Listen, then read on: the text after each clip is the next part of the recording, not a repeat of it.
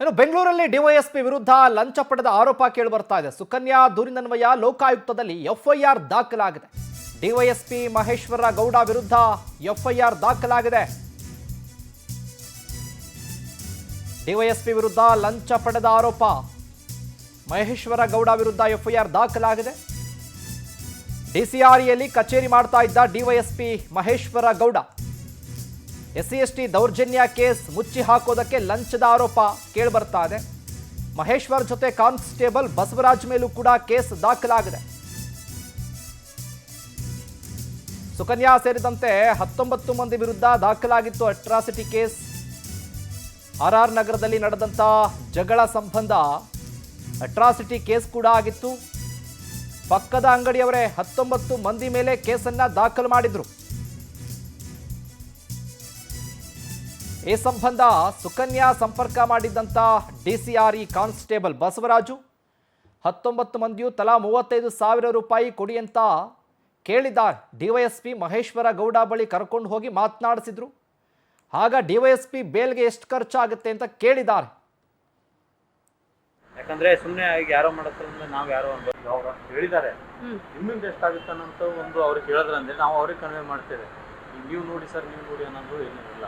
ನೀವೆಲ್ಲರೂ ಕೂಡ ಮಾತಾಡ್ಕೊಂಡು ಸಾಹೇಬ್ರು ಇಷ್ಟು ಹೇಳಿದ್ದಾರೆ, ಇಲ್ಲ ನಾವು ಎಲ್ಲರೂ ಕೂಡ್ಸಿ ಒಂದಿಷ್ಟು ಹೇಳೋಣ, ಅದಕ್ಕೇನಂತಾರೆ ನೋಡೋಣ ಅಂದ್ರೆ ಏನೋ ಒಂದು ಹೆಚ್ಚು ಕಮ್ಮಿ ಮಾಡಿಸಿ ಮುಗಿಸೋಕೆ ಬರುತ್ತೆ ಸರ್. ಇವಾಗ ನಾನು ಎಲ್ಲರ ಹತ್ರನು ನೆನ್ನೆ ನೀವು ಹೇಳಿದ್ರಲ್ಲ, ಬೇಲ್ಗೆ ಹೋಗೋದಾದ್ರೆ 50 ಆಗುತ್ತಂತಪ್ಪ. ಬೇಲ್ಗೆಲ್ಲ ಅಲ್ಲ ಹೇಳಿದ್ದು 30 ಆಗುತ್ತೆ.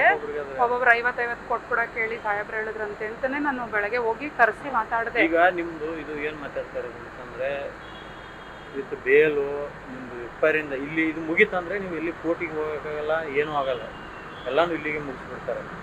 ಅರ್ಥ ತಗೊಂಡ್ರ? ಈಗ ಬೇಲ್ಗೆ ಹಾಕೊಳ್ಳೋದು, ನೀವು ಬೇಲಿಗೆ ಅಲ್ಲಿ ರೊಕ್ಕ ಕೊಡೋದು, ನೆಕ್ಸ್ಟ್ ಬೇಲ್ ಆಗಲಿ ಆಗಿಂದ ನೆಕ್ಸ್ಟ್ ನಾವು ಚಾರ್ಜ್ ಶೀಟ್ ಮಾಡಿದ್ರು ಅಂತಂದರೆ ಕೋರ್ಟ್ಗೆ ಹೋಗೋದು, ಅಲ್ಲಿ ಅದು ಎಷ್ಟು ವರ್ಷ ಆಗುತ್ತೆ ಅಂತ ಗೊತ್ತಿಲ್ಲ. ಅವ್ರು ಸಾಹೇಬ್ರು ಏನು ಹೇಳಿದ್ರು ಅಂತಂದರೆ ಎಲ್ಲಾನು ಬೇಲ್ದು ಬಂತು, ಅರೆಸ್ಟು ಬಂತು, ಕೇಸ್. ಮಾರ್ಚ್ 31ನೇ ತಾರೀಕು ನಮ್ಮ ಮೇಲೆ ಒಂದು ಸುಳ್ಳು atrocity case Rajarajeshwari Nagar station ಅಲ್ಲಿ ಆಗಿರುತ್ತೆ ಸರ್. ವರ್ಷರೈ ಅನ್ನೋಳು ನಮ್ಮ ಮೇಲೆ ಮಾರ್ಚ್ 31ನೇ ತಾರೀಕು ಮಧ್ಯರಾತ್ರಿ ಹೋಗಿ ಒಂದು ಅಟ್ರಾಸಿಟಿ ಕೇಸ್ ಮಾಡಿಸಿರ್ತಾಳೆ 19 ಜನದ ಮೇಲೆ. ಅದು ಸುಳ್ಳು ಅಟ್ರಾಸಿಟಿ ಕೇಸ್ ಆಗಿರುತ್ತೆ. ಅವಳು ಎಲ್ಲರ ಹತ್ರ ಸಾಲ ಮಾಡಿರೋರನ್ನ ಮತ್ತೆ ಯಾರ ಹತ್ರ ಹಳೆ ಜಗಳ ಆಡಿದಾಳೆ, ಮತ್ತೆ ಅಕ್ಕಪಕ್ಕ ಮನೆ ಓನರು ಎಲ್ಲರನ್ನು ಸೇರಿಸ್ಬಿಟ್ಟು ಸುಳ್ಳು ಅಟ್ರಾಸಿಟಿ ಕೇಸ್ ಆರ್ಆರ್ ನಗರ ರಾಜರಾಜೇಶ್ವರಿ ನಗರ ಪೊಲೀಸ್ ಸ್ಟೇಷನ್ ಅಲ್ಲಿ ರಿಜಿಸ್ಟರ್ ಮಾಡಿಸಿರ್ತಾಳೆ. ಆ ಕೇಸ್ನ ಡಿಸಿಆರ್ಇ ಪೊಲೀಸ್ ಸ್ಟೇಷನ್ ವೆಸ್ಟ್ಗೆ ಟ್ರಾನ್ಸ್ಫರ್ ಮಾಡಿರ್ತಾರೆ ಸರ್. ಆ ಕೇಸ್ ಇನ್ವೆಸ್ಟಿಗೇಷನ್ಗೆ ಡಿವೈಎಸ್ಪಿ ಮಹೇಶ್ವರ್ ಗೌಡ ಮತ್ತೆ ಪಿಸಿ ಬಸವರಾಜು ಕೇಸ್ ಇನ್ವೆಸ್ಟಿಗೇಷನ್ಗೆ ನಮಗೆ ಒಂದಿನ ಫೋನ್ ಮಾಡಿ ಕರೀತಾರೆ. ಅವ್ರು ಪ್ರತಿ ಸತಿ ಕರೆಯೋದು ಸಂಜೆ 6 ಗಂಟೆ ಮೇಲೇನೆ. 6 ಗಂಟೆ ಮೇಲೆ ಕರೀತಾರೆ. ಕರೆದ್ಬಿಟ್ಟು ಇದೆಲ್ಲ ಡೀಟೇಲ್ಸ್ ಎಲ್ಲ ಕೇಳ್ತಾರೆ. ನಾವು ಸಾಕ್ಷಿ ಎಲ್ಲ ಕೊಡ್ತೀವಿ, ನಮಗೂ ಆ ಕೇಸ್ಗೂ ಏನು ಸಂಬಂಧ ಇಲ್ಲ, ನಾವೇನ್ ಅದ್ರಲ್ಲಿ ಭಾಗಿಯಾಗಿಲ್ಲ, ಸುಳ್ಳು ಕೇಸ್ ಕೊಟ್ಟಿದ್ದಾಳೆ ಅಂತ ಮಾತಾಡಿ ಬರ್ತೀವಿ. ಅದಾದ್ಮೇಲೆ ಅವರೇ ಒಂದ್ ದಿವಸ ನಮ್ಮ ಅಂಗಡಿಗೆ ಬರ್ತಾರೆ. ಕೇಸ್ ಇನ್ವೆಸ್ಟಿಗೇಷನ್ಗೆ, ಸ್ಥಳ ಹಾಜರಿಗೆ ಮತ್ತೆ ಅಕ್ಕಪಕ್ಕದವ್ರ ಹತ್ರ ಮಾತಾಡ್ತಾರೆ. ಆ ಟೈಮಲ್ಲಿ ನಮ್ಮನ್ನೆಲ್ಲ ಎದುರಿಸ್ತಾರೆ ಸರ್. ಹಂಗೆ ಹಿಂಗೆ ನೀವು ಬೇಲ್ಗೆ ಹೋಗ್ಬೇಡಿ ಅಂತೆಲ್ಲ ಎದುರಿಸಿ ಮಾತಾಡಿ ನಮ್ಮ ಬಗ್ಗೆ ಕೆಟ್ಟದಾಗೆಲ್ಲ ಮಾತಾಡಿ ಹೋಗಿರ್ತಾರೆ. ಇನ್ನು ಇದೇ ವಿಚಾರಕ್ಕೆ ಸಂಬಂಧಪಟ್ಟ ಹಾಗೆ ಹೆಚ್ಚಿನ ಅಪ್ಡೇಟ್ಸ್ ಅನ್ನು ಕೊಡ್ತಾರೆ ನಮ್ಮ ಪ್ರತಿನಿಧಿ ಸುಚಿತ್ರಾ. ಲೈವ್ ನಲ್ಲಿ ಜಾಯ್ನ್ ಆಗ್ತಾ ಇದ್ದಾರೆ. ಸುಚಿತ್ರಾ, ನೋಡ್ತಾ ಇದ್ದೀವಿ ಕೇಸನ್ನ ಮುಚ್ಚಿ ಹಾಕೋದಕ್ಕೆ ಲಂಚವನ್ನ ಪಡ್ಕೊಂಡ್ರ ಡಿವೈಎಸ್ಪಿ ಅನ್ನುವಂತ ಗಂಭೀರ ಆರೋಪ. ಅಪ್ಡೇಟ್ಸ್ ಕೊಡೋದಾದ್ರೆ ಸುಚಿತ್ರಾ. ಶಿವಕುಮಾರ್, ಏನು ಕಳೆದ ಮಾರ್ಚ್ ತಿಂಗಳಲ್ಲಿ ದ್ವಾರಕೇಶ್ ಅವರ ಸೊಸೆಯಿಂದ ಆರ್ಆರ್ ನಗರ ಪೊಲೀಸ್ ಠಾಣೆಯಲ್ಲಿ ಒಂದು ಕೇಸ್ ದಾಖಲಾಗುತ್ತೆ.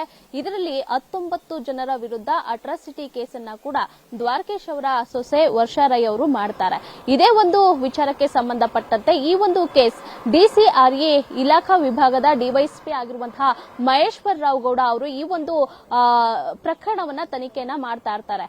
ಈ ಒಂದು ಸಂದರ್ಭದಲ್ಲಿ ಏನು ಡಿವೈಎಸ್ಪಿ ಕಾನ್ಸ್ಟೇಬಲ್ ಬಸವರಾಜ್ ಮೂಲಕ ಆ ಒಂದು 19 ಜನರನ್ನ ಮತ್ತೆ ಕಾಂಟ್ಯಾಕ್ಟ್ ಅನ್ನ ಮಾಡ್ತಾರೆ. ಕಾಂಟ್ಯಾಕ್ಟ್ ಅನ್ನ ಮಾಡಿ ಇದಕ್ಕೆ ಬಿ ರಿಪೋರ್ಟ್ ಅನ್ನ ಹಾಕೊಡ್ತೀವಿ, ಬಿ ರಿಪೋರ್ಟ್ ಅನ್ನ ಹಾಕೊಡೋದಕ್ಕೆ ಡಿವೈಎಸ್ಪಿ ಮಹೇಶ್ವರ ರಾವ್ ಗೌಡ ಅವರು ಒಪ್ಕೊಂಡಿದ್ದಾರೆ ಅಂತ ಹೇಳಿ ಒಬ್ಬೊಬ್ಬರ ಬಳಿ 50,000 ರೂಪಾಯಿ ಅಂತೆ ಕೇಳ್ತಾರೆ. ಈ ಒಂದು ವೇಳೆಯಲ್ಲಿ ಕೆಲವೊಂದಷ್ಟು ಜನ ಇದಕ್ಕೆ ಒಪ್ಕೊಳ್ತಾರೆ, ಕೆಲವೊಂದಷ್ಟು ಜನ ಇದನ್ನ ನಿರಾಕರಣೆಯನ್ನ ಮಾಡ್ತಾರೆ. ಅದಾದ್ಮೇಲೆ ದೂರುದಾರೆ ಸುಕನ್ಯಾ ಅನ್ನೋರು ಮಹೇಶ್ವರ್ ರಾವ್ ಗೌಡ ಅವ್ರನ್ನ ಮೀಟ್ ಮಾಡಬೇಕು ಅಂತ ಹೇಳಿ ಮೀಟ್ ಮಾಡಿದಂತ ಸಂದರ್ಭದಲ್ಲಿ ಅವರು ಓಕೆ ನಮ್ಮ 50 ಕೊಡಕ್ಕಾಗಿಲ್ಲ ಅಂತ ಹೇಳಿದ್ರೆ ನೀವು ಬೇಲ್ಗೆ ಎಷ್ಟು ಖರ್ಚು ಮಾಡ್ತೀರಾ, ಅಟ್ಲೀಸ್ಟ್ 35,000 ರೂಪಾಯಿನಾದ್ರೂ ನೀವು ಕೊಡ್ಲೇಬೇಕು ಅಂತ ಹೇಳಿ ಒಂದು ಡಿಮ್ಯಾಂಡ್ ಅನ್ನ ಮಾಡ್ತಾರೆ. ಎರಡನೇ ಬಾರಿ ಅವ್ರನ್ನ ಮೀಟ್ ಮಾಡೋಕೆ ಹೋದಂತ ಸಂದರ್ಭದಲ್ಲಿ ಇವರು ಮೊಬೈಲ್ ನಲ್ಲಿ ಆ ಒಂದು ಆಡಿಯೋ ಅಂದ್ರೆ ಮಹೇಶ್ವರ ರಾವ್ ಗೌಡ ಹಾಗೆ ಸುಕನ್ಯಾ ಮಾತಾಡುವಂತಹ ಒಂದು ಆಡಿಯೋವನ್ನ ಕೂಡ ಕ್ಯಾಪ್ಚರ್ ಅನ್ನ ಮಾಡ್ಕೊಳ್ತಾರೆ. ಅದಾದ್ಮೇಲೆ ದೂರುದಾರೆ ಸುಕನ್ಯಾ ಸೇರಿದಂತೆ ಒಟ್ಟು 4 ಜನ ಏನು ದೂರುದಾರರು ಸೇರ್ಕೊಂಡು ಲೋಕಾಯುಕ್ತಕ್ಕೂ ಕೂಡ ಈ ಒಂದು ಕಂಪ್ಲೇಂಟ್ ಅನ್ನ ಕೊಡ್ತಾರೆ. ಲೋಕಾಯುಕ್ತ ಅವರು ಈ ಒಂದು ಕೇಸನ್ನ ಟ್ರ್ಯಾಪ್ ಮಾಡುವಂತಹ ವೇಳೆಯಲ್ಲಿ ಈ ಒಂದು ಟ್ರ್ಯಾಪ್ ವಿಫಲವಾಗುತ್ತೆ. ಅದಾದ್ಮೇಲೆ ಏನು ಈ ಒಂದು ಆಡಿಯೋವನ್ನ ಆಧರಿಸಿ ಇದೀಗ ಲೋಕಾಯುಕ್ತ ಪೊಲೀಸರು ಕೂಡ ಈ ಒಂದು ತನಿಖೆಯನ್ನ ಮುಂದುವರಿಸ್ತಾ ಇರುವಂತದ್ದು. ಜೊತೆಗೆ 19 ಜನರ ಬಳಿಯೂ ಕೂಡ ಲಂಚವನ್ನ ಕೇಳುವಂತಹ ಒಂದು ಅವರ ಬೋಟಿಗೆ ಹೋಗಿ ಅಲ್ಲಿ ಏಕಾಏಕಿ ಆ ಒಂದು ಬೋಟಿಕ್ ನ ಒಳಗೆ ಡಿವೈಎಸ್ಪಿ ಕೂತ್ಕೊಂಡು ಎಲ್ಲರನ್ನ ಒಬ್ಬೊಬ್ಬರಾಗೆ ಒಳಗಡೆ ಕರೆಸ್ಕೊಂಡು ಲಂಚಕ್ಕೆ ಬೇಡಿಕೆಯನ್ನ ಇಟ್ಟಿರುವಂತದ್ದು ಕೂಡ ವಿಡಿಯೋ ಕೂಡ ನಾವು ನೋಡಬಹುದಾಗಿದೆ. ಜೊತೆಗೆ ಈ ಬಗ್ಗೆ ಲೋಕಾಯುಕ್ತ ಅಧಿಕಾರಿಗಳು ಕೂಡ ತನಿಖೆಯನ್ನ ಮಾಡ್ತಾ ಇರುವಂತದ್ದು. ಡಿವೈಎಸ್ಪಿ ಮಹೇಶ್ವರ ರಾವ್ ಗೌಡ ಅವರ ಮೇಲೆ ಇದು ಒಂದು ಕೇವಲ ಆರೋಪ ಅಲ್ಲ, ಈ ಹಿಂದೆಯೂ ಕೂಡ ಕೆಲವೊಂದಷ್ಟು ಆರೋಪಗಳು ಕೇಳಿ ಬಂದಿತ್ತು.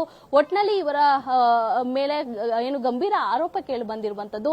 ಇವರ ಮೇಲೆ ತನಿಖೆಯನ್ನ ಕೈಗೊಂಡು ಇವರ ಮೇಲೆ ಕ್ರಮ ಜರುಗಿಸಬೇಕು ಅಂತ ಹೇಳಿ ದೂರುದಾರರು ಕೇಳ್ಕೊಳ್ತಾ ಇರುವಂತದ್ದು. ಶಿವಕುಮಾರ್, ಥ್ಯಾಂಕ್ ಯು ಸುಚಿತ್ರಾ ನಿಮ್ಮೆಲ್ಲ ಮಾಹಿತಿಗಾಗಿ.